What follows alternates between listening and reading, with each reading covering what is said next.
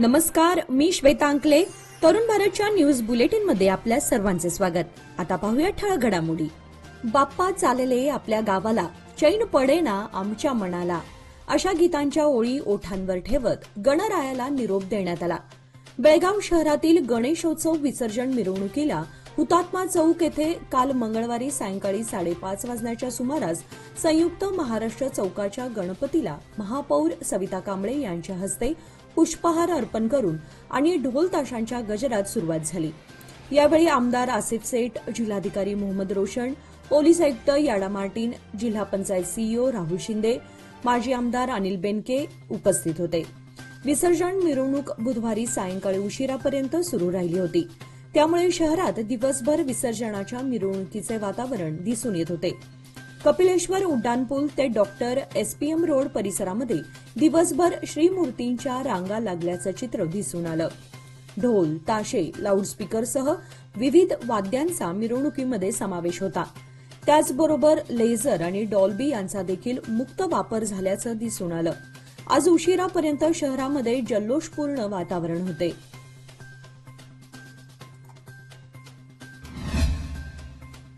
बेळगावात सुरू असलेल्या गणेश विसर्जन मिरवणुकीदरम्यान ट्रॅक्टरखाली सापडून एका गणेश भक्ताचा मृत्यू झाल्याची दुर्दैवी घटना आज बुधवार सकाळी 10च्या सुमारास कपिलेश्वर उड्डाणपुलावर घडली.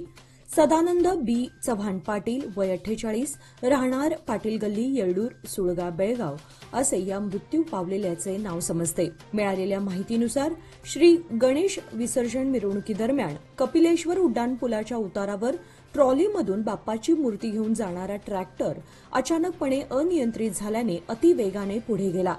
त्या ट्रॅक्टरची जोरात धडक बसली. त्या अपघातात ट्रॅक्टरचे चाक सदानंद यांच्या डोक्यावरून गेल्याने ते गंभीररित्या जखमी झाले. तातडीने त्यांना जिल्हा रुग्णालयात दाखल करण्यात आले, मात्र उपचारादरम्यान त्यांचा मृत्यू झाला. तसेच या अपघातादरम्यान अन्य एक व्यक्ती जखमी झाली आहे. केंद्रात सत्तेत असलेल्या मंत्रिमंडळाने त्यांच्या जाहीरनाम्यातील महत्वाच्या विषयाला मंजुरी दिली आहे. मोदी मंत्रिमंडळाने एक देश एक निवडणूक हा प्रस्ताव मंजूर झाला आहे. केंद्रीय गृहमंत्री अमित शहा यांनी मंगळवारीच याबाबत वक्तव्य केले होते. त्याच्या दुसऱ्याच दिवशी म्हणजेच आज बुधवारी हा प्रस्ताव मंजूर करण्यात आला आहे. त्यामुळे आता हा कायदा कधीपासून लागू होईल याकडे देशाचे लक्ष लागलं आहे. एक देश एक निवडणूक धोरणाची अंमलबजावणी झाल्यास देशात एकाच वेळी लोकसभा आणि विधानसभेच्या निवडणुका होतील असं स्पष्ट करण्यात आलं आहे. काल मंगळवारी रात्री श्री गणेश विसर्जन मिरवणुकीप्रसंगी क्षुल्लक कारणावरून झालेल्या भांडणाच्या निमित्ताने 3 युवकांवर चाकू हल्ला झाल्याची घटना बेळगाव राणी कित्तूर चन्नम्मा सर्कल येथे घडली. चाकू हल्ल्यामध्ये जखमी झालेल्या युवकांची नावे दर्शन पाटील, नितीश पुजारी आणि प्रवीण गुंडपगोळ अशी आहे. शहरामध्ये काल श्री गणेश विसर्जन मिरवणुकीप्रसंगी डीजेवरून झालेल्या वादाचे पर्यावसान या तिघांवर चाकूने वार झाले असल्याची प्राथमिक माहिती समोर आली आहे. या हल्ल्यामध्ये तिघेही युवक गंभीर जखमी झाले असून त्यांच्या पोटाला आणि हाताला इजा झाली आहे. चाकू हल्ल्याच्या घटनेनंतर सर्व आरोपींनी घटनास्थळावरून पोबारा केला. गंभीर जखमी झालेल्या 3ही युवकांना उपचारासाठी तातडीने जिल्हा रुग्णालयात दाखल करण्यात आलं असून त्यांच्यावर उपचार सुरू आहेत. या घटनेची नोंद एपीएमसी पोलीस ठाण्यामध्ये झाली आहे. निरोप घेतो देवा, आता आज्ञा असावी, चुकले आमचे काही, क्षमा असावी, अशी प्रार्थना करत बेळगावच्या गणेश भक्तांनी मंगळवारी रात्री उशिरापर्यंत घरगुती गणपती बाप्पांना निरोप दिला. मागील 10 दिवसांच्या कालावधीमध्ये चैतन्याचं वातावरण निर्माण झालं होतं. आता वर्षभरासाठी निरोप घेत असलेल्या गणपती बाप्पाला निरोप देण्यासाठी अनेकांचे अंतःकरण जड झाले होते. जल्लोष विसर्जनाच्या दिवशी टिपेला पोहोचला होता. प्रथेप्रमाणे 11 दिवसांचा सोहळा साजरा करणाऱ्या घरगुती गणेश बाप्पाच्या विसर्जनाला सकाळपासून सुरुवात झाली होती. अनंत चतुर्दशीच्या निमित्ताने सकाळपासून घरगुती श्री गणेश मूर्तींचे विसर्जन विविध ठिकाणी सुरू झाले होते. कपिलेश्वर येथील दोन्ही तलाव, मराठा मंदिर नजीकचा जक्कीनहोंड येथे श्री मूर्तींचे विसर्जन करण्यात आले. घरगुती मूर्तींचे किल्ला तलावामध्येही विसर्जन करण्यात आले. अनगोळ आणि जुने बेळगाव येथील तलावांच्या ठिकाणीही श्रीमूर्ती विसर्जनासाठी गर्दी झाली होती. कमी कालावधीत आकर्षक परतावा लोकमान्य सोसायटी सादर करीत आहे अनमोल आर्थिक ठेव योजना, जी देते तुमच्या गुंतवणुकीवर 10% परतावा, तेही फक्त 13 महिन्यांमध्ये. अधिक माहितीसाठी कॉल करा 1800-212-4050. योजना फक्त सभासदांकरता. नियम वाटी लागू. लोकमान्य, जिथे पैसा वाढतो आणि नातं वृद्धिंगत होतं.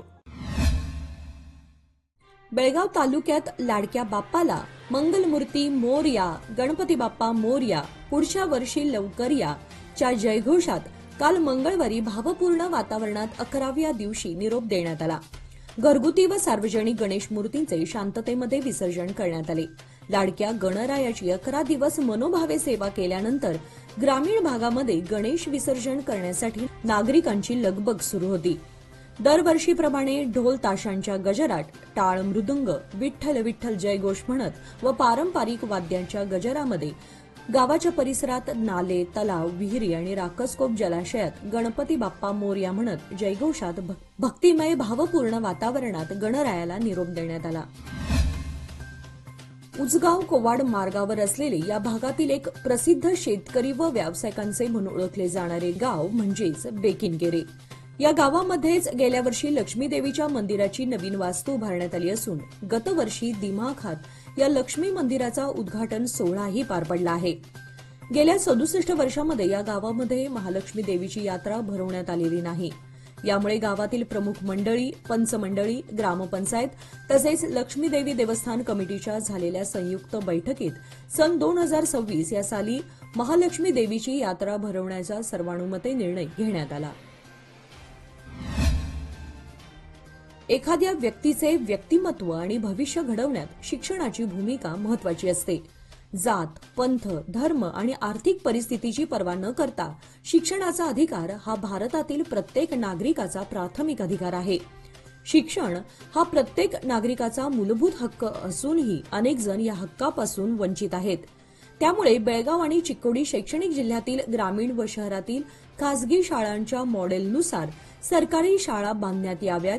शिवाय शाळेच्या सर्व समस्या तात्काळ सोडवाव्यात असे निर्देश जिल्हा पंचायतीचे मुख्य कार्यकारी अधिकारी राहुल शिंदे यांनी दिलेत. जिल्हा पंचायत कार्यालयाच्या सभागृहात झालेल्या बेळगाव व चिक्कोडी शैक्षणिक जिल्ह्यांच्या शिक्षण विभागाच्या बैठकीच्या अध्यक्षस्थानावरून ते बोलत होते. ग्रामीण भागातील शाळांच्या पायाभूत सुविधांमध्ये सुधारणा करून विद्यार्थ्यांना दर्जेदार शिक्षणासाठी व ग्रामीण भागातील शाळांमध्ये इयत्ता 1 ते 12वी पर्यंत दर्जेदार शिक्षण देण्याचा सरकारचा विचार आहे. त्यानुसार कार्य करा, अन्यथा कारवाई करण्यात येईल असा इशारा देण्यात आला. हिजबुल्ला या इराण समर्थित इस्लामी दहशतवादी संघटनेवर घातक अशा स्वरूपाचा पेजर हल्ला झालाय.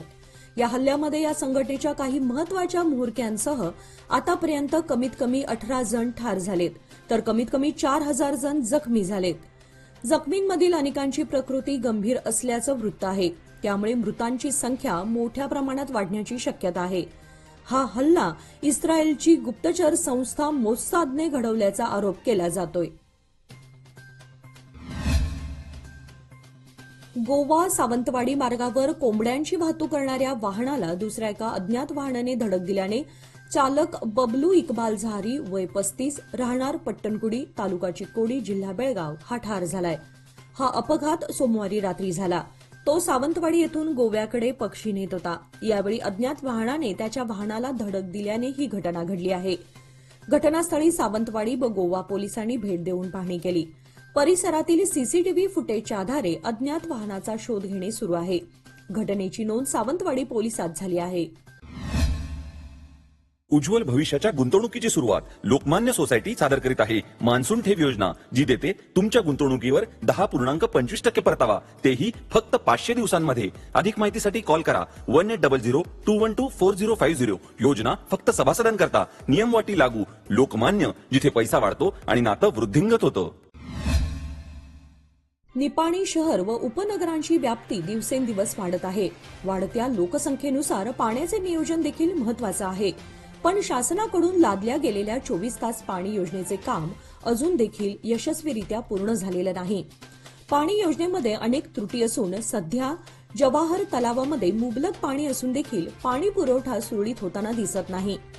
पाणी योजनेच्या असणाऱ्या कंत्राटदार कंपन्यांनी चुकीचं नियोजन चालवल्यानं शहरवासियातून संताप व्यक्त होत आहे. पुणे बेंगळूर या महामार्गाचे कोगनोळी टोल नाका ते बेळगावपर्यंत रुंदीकरणासह नूतनीकरणाचं काम गतीनं सुरू आहे. पण हे काम करत असताना सेवा रस्त्यावरून वाहतूक वळवली जात आहे. यामुळे सेवा रस्त्यांची दुर्दशा झाली असून सर्वत्र खड्ड्यांचं साम्राज्य पसरलंय. खड्ड्यांमुळे वाहनधारकांना वाहन चालवताना कसरत करावी लागत असून अनेक वेळा खड्डे चुकवण्याच्या नादात अपघाताच्या घटना देखील घडत आहेत. यातून जीविताला धोका देखील निर्माण होत आहे. अशा वेळी निर्माण झालेले खड्डे बुजवणे गरजेचे असताना याकडे गांभीर्याने लक्ष दिलं जाताना दिसत नाही. काही वेळा मलमपट्टी केली जाते. हे काम म्हणजे पॅचवर्क नावाला अन खड्डे वाहनधारकांच्या पाचवीला असं विदारक चित्र निर्माण झालंय. 2 दशकांहून अधिक काळ भारतीय सैन्यात कार्यरत असलेल्या बेळगाव तालुक्यातील कडोली येथील जवानाचा आजारपणामुळे मृत्यू झाल्याची घटना आज बुधवारी घडली. तुकाराम शिवाजी पाटील, वय 37, राहणार कडोली असं त्यांचं नाव आहे. केवळ 18 वर्षांचे असताना सैन्यामध्ये ते दाखल झाले. तुकाराम हा आता शिपाई पदावर कार्यरत होता. बुधवारी पुण्यातील लष्करी रुग्णालयात उपचार सुरू असताना त्यांनी अखेरचा श्वास घेतला. उद्या गुरुवारी सकाळी 9 वाजता कडोली येथे मानवंदना देऊन अंतिम संस्कार करण्यात येणार आहे. याचबरोबर आजचे बातमीपत्र इथे संपले. अधिक माहिती आणि ताज्या घडामोडींसाठी पाहत रहा तरुण भारत न्यूज चॅनल. तसेच आमच्या चॅनलला लाईक, शेअर आणि सबस्क्राईब करायला विसरू नका. आणि विश्वासार्ह बातम्यांसाठी दररोज वाचा दैनिक तरुण भारत. धन्यवाद.